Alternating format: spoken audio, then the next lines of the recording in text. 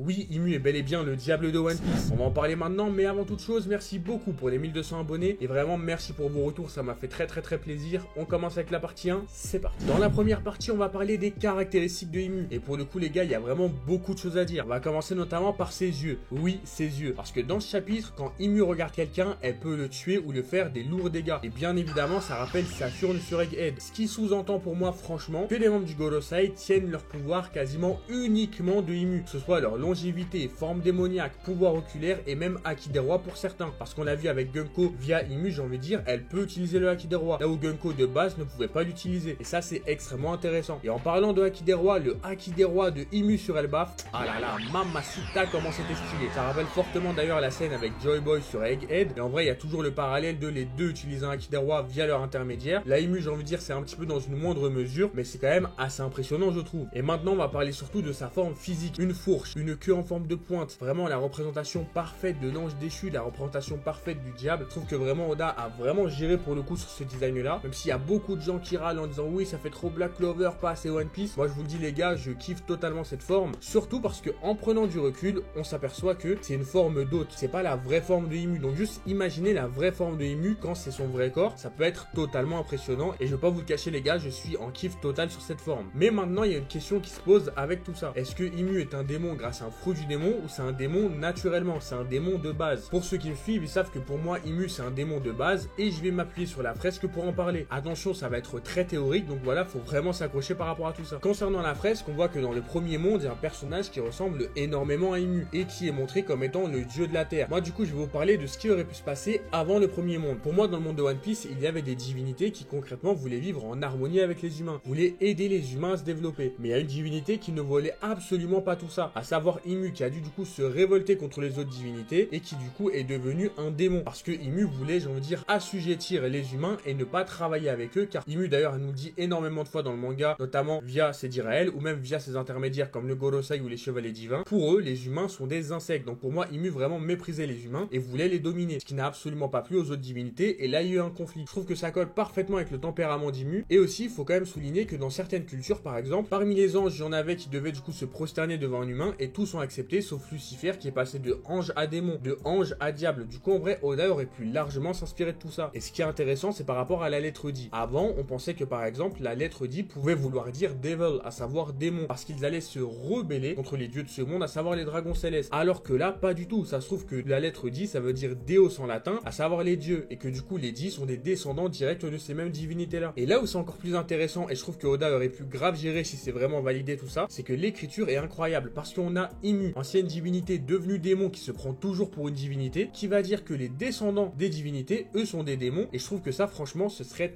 très bien géré de la part de Oda, et ce serait vraiment très bien écrit pour le coup. Pour moi d'ailleurs il y a aussi une indication par rapport à la fresque quand on voit le troisième monde, où on voit une forme gigantesque où pour moi c'est Imu, et le groupe de Joy Boy qui va l'affronter. Pour moi c'est typiquement un écho de ce qui a dû se passer quand Imu s'est rebellé contre les autres divinités, avec j'ai envie de dire les divinités qui voulaient dire à Imu de se calmer et on va dire en fait aider les humains et bah en fait ne pas tomber dans le fascisme et l'anarchisme, et on a Imu qui elle vraiment voulait mettre les humains en esclaves, et je trouve qu'en vrai ça pourrait être très stylé de voir tout ça. Après attention, je répète, ce n'est que des théories, et pour ceux qui me disent ouais mais c'est quoi le rapport entre le diable et une forme géante, bah en vérité dans certaines cultures le diable peut prendre une forme gigantesque, donc ça aussi ça pourrait coller par rapport aux recherches d'Oda. Maintenant on va passer à la partie 2, c'est parti. Dans la partie 2 on va s'attarder sur les capacités d'Imu, et ça franchement les gars il y a énormément de choses à dire, notamment déjà les cercles d'invocation. Donc déjà elle utilise un cercle d'invocation pour invoquer un livre qui lui-même va invoquer deux armes, et là où c'est très intéressant c'est dans le choix de ces armes là. La première arme c'est un fusil à pompe qui bien évidemment nous fait rappeler le fusil à pompe de Doom, à savoir le super shotgun, et là où c'est intéressant c'est que normalement les fusils à pompe sont utilisés contre les démons. Normalement c'est pas les démons qui vont utiliser les fusils à pompe, mais plus les gens qui vont chasser les démons qui vont utiliser des fusils à pompe pour les tuer. Donc ça c'est assez intéressant mine de rien. Et ce qui est encore plus intéressant j'ai envie de dire c'est la deuxième arme, à savoir une dague, qui peut largement rappeler les dagues sacrificielles, les dagues qu'on utilise pour faire des sacrifices au nom des démons. Du coup là encore une fois une arme pas utilisée par les démons mais pour les démons. Du coup si je résume, Imu va utiliser deux armes, à savoir une arme utilisée de base contre les démons et une arme utilisée de base pour les démons, mais aucune arme de base utilisée assez logiquement par les démons. Du coup pour moi ça pourrait laisser sous-entendre quand même plein de choses, parce que Imu, un démon qui se prend pour une divinité qu'il n'est plus, et concrètement je veux dire utiliser des armes qui ne sont pas adaptées à des démons, pourrait vouloir dire que Imu rejette un petit peu sa nature démoniaque mais ne rejette pas ses pouvoirs. C'est pour ça qu'elle dit que oui être un démon c'est génial etc, mais au fond d'elle elle le regrette un petit peu, mais au fond d'elle elle regrette un petit peu peut-être cette nature là qui peut venir venir avec des inconvénients. Vous me donnez votre avis en commentaire par rapport à tout ça. Maintenant, on va parler de ces rituels démoniaques. On a potentiellement un premier rituel, à savoir le rituel de décapitation. Donc c'est concrètement ce qu'elle va demander à Dori Abroghi, donc de couper la tête de Jarl, de mettre sa tête dans les airs et de dire maintenant vous êtes les rois d'Elbaf. Peut-être que grâce à ça en fait elle pourra contrôler tous les géants présents sur Elbaf pour en faire des démons. Soit c'est ça, soit en vrai c'est juste symbolique. Vous me donnerez également votre avis en commentaire par rapport à tout ça. Mais en vrai je trouverais ça trop cool que grâce à entre guillemets ce sacrifice là de tu découpes un roi et tu mets sa tête en l'air, Ymue pourrait prendre le contrôle d'Elbaf de cette manière assez rapide. Et j'aimerais vraiment beaucoup voir ça, ça pourrait être vraiment très cool. Mais maintenant on va parler à la vraie technique de Ymue qui a même un nom, le Domi Reversi. Donc typiquement le Domi Reversi c'est un rituel de transformation. Domi ça veut dire maison et Reversi ça veut dire inversé. Donc ce qui est assez logique c'est que Ymue ouvre un portail entre le monde basique et le monde des ténèbres ou le monde des démons si vous voulez, qui est pour moi les abysses dont parlait Killingam quand il est venu sur Elbaf, et après va inverser les choses pour qu'entre guillemets la personne ait en fait les deux parties de son corps qui a été touchée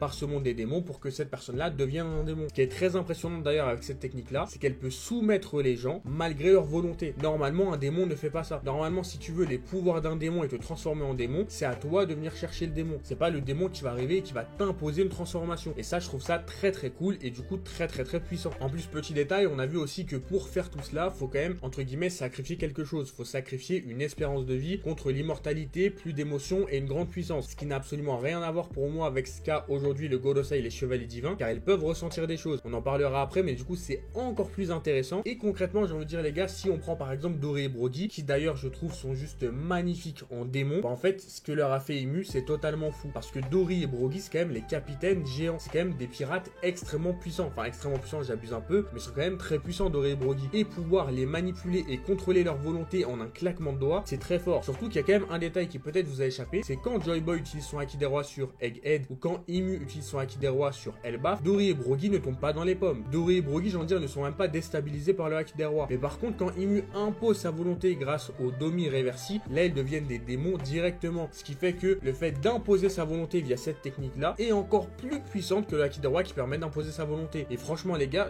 jamais de ma vie, j'allais imaginer dans One Piece une technique qui allait plus imposer sa volonté que le Haki des Rois. Et ça, je trouve ça totalement fou. Et également, vous pourrez me donner votre avis en commentaire parce que je trouve ça trop intéressant. D'ailleurs, quand on a Ymue qui va transformer les gens en démons directement, on peut se poser une question. Est-ce qu'elle peut le faire au dit? Est-ce qu'elle peut le faire directement au dit? Et en vrai, les gars, bah, c'est une question très intéressante parce que si les dits descendent vraiment, j'ai envie de dire, des dieux, bah, en fait, il se pourrait largement qu'ils soient immunisés par rapport aux transformations démoniaques de Ymue. Et je trouverais ça très cool. Après, ça, malheureusement, j'ai envie de dire, on le verra que dans longtemps si on a vraiment l'occasion de voir un dit se prendre cette attaque, même si je pense que ça n'arrivera pas de sitôt. Donc, pour résumer, Ymue a quand même deux techniques pour imposer sa volonté, le Haki des Rois et le Domi Reversi, ce qui en fait vraiment, j'ai envie de dire, le dictateur originel, et je trouve ça très stylé. Avant de passer à la partie 3, n'hésitez pas à vous abonner, à liker, à commenter, et surtout faites-moi vos retours, et on reprend avec la partie 3, c'est parti. Dans cette partie 3, on va parler des mystères qui entourent Ymue. On va revenir brièvement sur le cas de Gunko. Vous le savez, pour moi, Gunko a été sacrifié pour Ymue, à savoir été sacrifié pour le diable. Et quand on voit tout le chapitre, bon, en vrai, c'est de plus en plus crédible. Surtout que Gunko, elle peut vraiment représenter, j'ai envie de dire, l'artefact parfait, à savoir une fille, jeune, femme, vierge, etc. Vous le savez, le classique des films d'horreur qui va être sacrifié pour être offerte au diable qui va lui servir de hôte. Donc ça, en vrai, je trouve ça très cool, mine de rien. Encore une fois, vous le savez, pour moi, Gunko n'est absolument pas la fille de Brook, mais la fille d'un noble. On va se poser maintenant des questions extrêmement importantes parce que vraiment, je trouve que ce chapitre-là pose vraiment beaucoup de questions. La première des choses, c'est quelle est la différence entre les démons imposés par Ymue via le Domi Reversi, les chevaliers divins et les membres du Gorosei. Pour moi, on a d'abord les membres du Gorosei qui ont d'abord les pouvoirs oculaires, qui ont une forme démoniaque particulière, voire même du Haki des Rois, et surtout, j'ai envie de dire qu'ils ne peuvent pas vieillir à travers le temps. Et pour moi, en fait, vraiment, les membres du Gorosei, c'est eux-mêmes qui ont décidé de leur propre volonté de passer un pacte avec Ymue, et Ymue leur a donné, comme c'est sa garde rapprochée, une partie de son âme. Un petit peu comme, entre guillemets, Voldemort et leur Crux. Ce qui fait qu'en vrai de vrai, pour moi, c'est pour ça qu'ils ont autant d'avantages par rapport aux chevaliers divins, qui eux, je le répète, peuvent vieillir parce qu'on l'a vu avec Garling, au moment du flashback de Kuma, il était jeune, là maintenant, il est quand même très vieux, et surtout, ils n'ont pas de forme démoniaque, et ils n'ont aussi potentiellement pas de Haki des Rois, à l'exception de Gunko, mais pour moi, Gunko a été sacrifié, etc. Donc c'est pas vraiment comme les chevaliers divins qui, pour moi, eux aussi, ont été volontaires par rapport à Ymue, mais Ymue ne leur a pas donné un fragment de son âme. Donc en vrai de vrai, c'est pour ça qu'ils ne sont pas aussi puissants. Vous me direz en commentaire ce que vous en pensez. La deuxième question qu'on pourrait se poser, c'est est-ce que Ymue est un dit? Pour moi, oui, clairement, Ymue est un dit parce que vous le savez, pour moi, les dits sont de base l'initiale qui sont inhérentes, j'ai envie de dire, aux divinités. Et comme Ymue était une divinité, bah en fait, c'est un dit de base. Et en vrai, il se pourrait même que Ymue soit le premier dit rebelle, comme Tiebek et Barbe Noire, qui sont des dits qui vont plus affronter des dits et qui n'ont rien à voir avec les autres dits. Et en vrai, pour moi, Ymue pourrait totalement être la première personne à s'être rebellée contre les autres autres dits, comme par exemple après a inspiré Barbe Noire, Tiebec, etc. Vous me direz d'ailleurs en commentaire si pour vous c'est crédible ou pas. Dans le chapitre, il y a un autre détail qui peut poser une grosse question, qui est Eris dit Tar. En effet, dans le chapitre, on peut voir ce nom dans un cercle d'invocation de Imu, et là ça peut poser une question, est-ce que ça ne serait pas le vrai nom de Imu, le nom de divinité de Imu? Parce que Eris c'est la déesse de la discorde. On peut avoir aussi pour moi du coup le Di qui signifie les divinités dans le monde de One Piece, et le Tar pour Tartaros,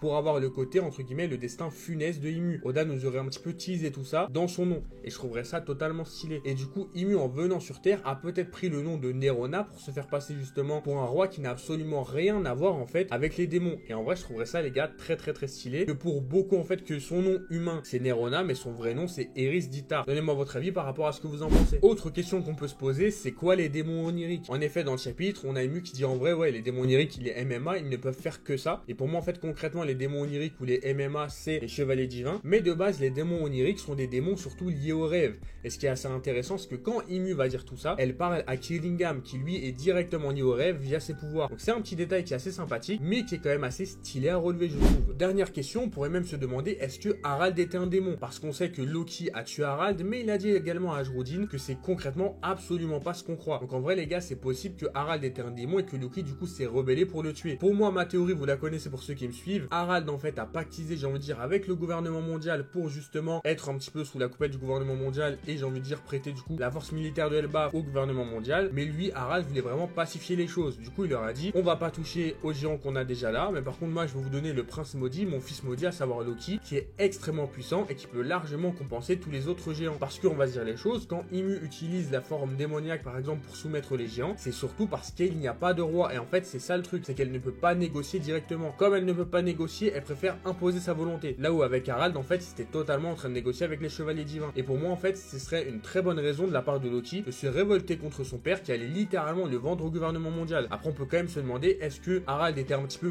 boosté j'ai envie de dire avec le côté démoniaque de la part de Imu. En vrai ça rendrait juste la performance de Loki totalement folle, parce qu'on dit que Harald était extrêmement fort, on sait que Loki a réussi à le battre, mais imaginez que Harald était totalement fort, qu'en plus il avait une forme démoniaque et que malgré tout ça Loki a réussi à le battre. Je trouverais ça totalement fou. Vous me donnerez également votre avis en commentaire par rapport à tout ça. Pour finir la partie 3 on va parler de Somers et de Killingham, parce que concrètement à partir du moment où Imu est arrivé, Killingham a commencé à nous dire oui mais en fait concrètement je peux utiliser limite mes monstres à l'infini parce qu'ils ne connaissent pas vraiment le côté vie.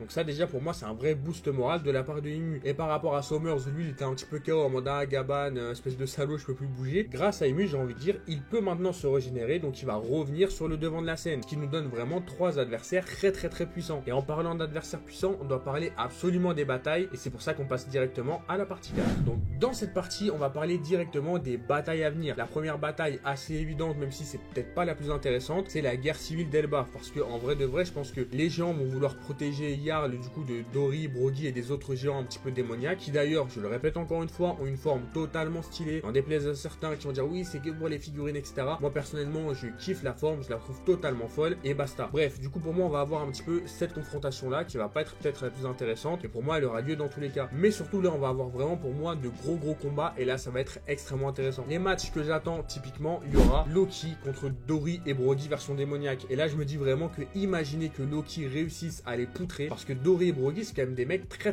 puissants parmi les géants. Donc imaginez Dory, Broggy, forme démoniaque, donc boosté par Imu, qui perdent contre un Loki en 2v1, ça pourrait être totalement fou. Donc ça déjà pour moi c'est le premier combat. Le deuxième combat ça va être Zoro contre Saint-Sommer. Gaban pour moi va encore une fois transmettre le savoir du Haki des Rois à Zoro et à Luffy pour combattre les chevaliers divins, et je vois vraiment Zoro se taper contre Saint-Sommer parce que pour moi c'est vraiment le match-up parfait. Troisième combat pour moi on aura Sanji vs Killingham. On va se dire les choses, Killingham semble avoir une endurance absolument illimitée via ses monstres qui littéralement ne peuvent pas connaître la mort, et vu que Sanji lui il est très basé sur l'endurance et la défense, ça pourrait donner un combat absolument incroyable, un petit peu comparable j'ai envie de dire aux deux crésaciers dans Pokémon qui utilisent armure, parce que les deux en vrai sont très axés sur l'endurance. Donc en vrai les gars le combat pourrait être très long mais très stylé malgré tout. En dernier match bien évidemment j'attends Luffy forme Nika forme Gear 5 contre Gunko version Imu. Je pense que ça pourrait être très cool, surtout si on part du principe que Nika et Imu les deux avant étaient des divinités rivales, et du coup en fait vont se taper les deux via un avatar. Et je trouve que c'est vraiment totalement fou. En plus, du coup, il y a une très belle symbolique entre le dieu de la liberté vs le diable qui va imposer sa volonté aux autres. En tout cas, juste avant de finir la vidéo, merci beaucoup déjà pour être arrivé jusqu'ici. Petit coup de gueule entre guillemets par rapport à certaines critiques. Encore une fois, tout le monde peut critiquer One Piece, mais il y a certaines personnes que je ne comprends pas. Il y a des gens qui viennent dire ouais, ça va faire comme Naruto. Au début, c'était des ninjas, après c'est des extraterrestres. Là maintenant, One Piece c'est des pirates. Maintenant, ça va devenir que des démons. Mais en fait, les gars, pour moi, c'était totalement logique. À partir du moment où on en parle de divinité depuis quasiment le début de One Piece, on nous parle même d'expression démoniaque, etc. depuis le début de One Piece. Bien évidemment qu'il y a un moment donné où Imu allait rentrer en jeu et Imu allait être un vrai démon avec des vraies techniques de démon. Pour moi, en fait, c'est totalement logique et j'avoue que j'arrive pas à comprendre les gens qui sont pas contents par rapport à tout ça. Après, encore une fois, chacun son avis. Et deuxième chose que je n'arrive pas à comprendre, c'est les gens qui disent que Oda rush trop son manga. Il y a beaucoup de gens, il y a 2-3 semaines, qui se plaignaient que Elbaf, ça allait trop lentement, qu'au début, c'était incroyable le rythme, mais que là, ça avait baissé drastiquement. Et quand Oda, j'ai envie de dire, commence un petit peu à se rebouger et à remanier les choses, il commence à dire ouais, maintenant c'est trop rapide. Sauf qu'en fait, faut se dire les choses, Oda ne marche pas en chapitre, Oda marche en tome, ce qui fait que des fois t'as des hauts, t'as des petits bas pour revenir encore sur des hauts. C'est le principe d'un cliffhanger en fait, c'est même le principe d'une narration, c'est totalement logique. Mais on a en fait, ils veulent limite que des chapitres en haut, en haut, en haut, en haut, en haut. Après ils vont dire ça va trop vite et quand ils ont un petit peu un petit truc en bas, ouais ça va trop lentement. Il y en a vraiment, vous n'êtes jamais content, c'est une dinguerie. En tout cas, j'espère que la vidéo vous a plu. Si c'est le cas, n'hésitez pas à lâcher un like, un commentaire, vraiment donnez-moi vos retours. Je suis désolé s'il y a vraiment des problèmes de commentaires, etc. Mais vraiment les gars, je vous le dis, avec cette chaleur là, je perds tous mes moyens, c'est vraiment très difficile pour moi. Abonnez-vous, n'hésitez pas. Moi je vous dis à une prochaine, il y aura beaucoup de shorts, plein de vidéos. D'ailleurs, n'hésitez pas aussi à me dire si vous voulez vraiment des sujets de vidéos, des vidéos théorie, peut-être même faire une review dans la semaine plus une vidéo théorie en termes de vidéos longues. Salut tout le monde.